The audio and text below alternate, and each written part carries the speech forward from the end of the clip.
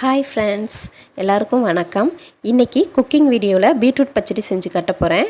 இந்த டிஷ் வந்து கேரளா ஸ்பெஷல்.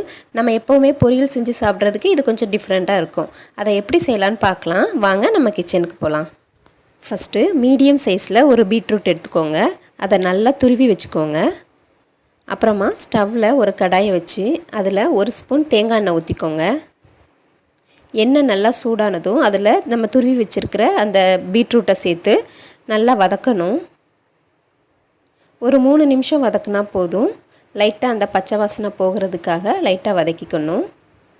அப்புறமா இதில் கொஞ்சமாக, அதாவது தேவையான அளவு மட்டும் தண்ணி ஊற்றி நல்லா கிளறி இதை ஒரு மூடி போட்டு வேக வைக்கணும்.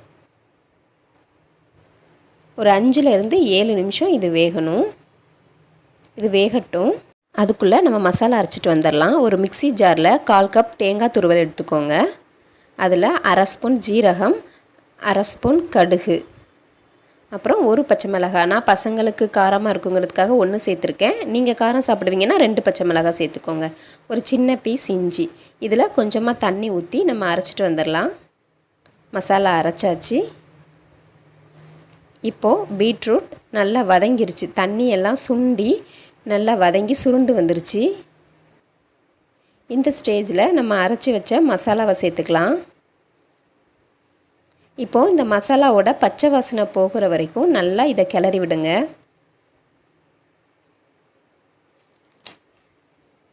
தேவைப்பட்டால் கொஞ்சம் தண்ணி சேர்த்துக்கலாம் கெட்டியாக இருந்தால். இப்போது நல்லா மசாலா வெந்து சுருண்டு வந்துருச்சு. மசாலாவோட பச்சை வாசனை எல்லாமே போயிடுச்சு.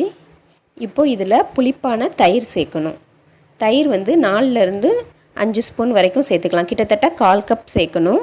இந்த பச்சடிக்கு வந்து புளிப்பு டேஸ்ட் கொடுக்குறதே இந்த தயிர் தான். அதனால் தயிர் கொஞ்சம் அதிகமாக சேர்த்துக்கோங்க.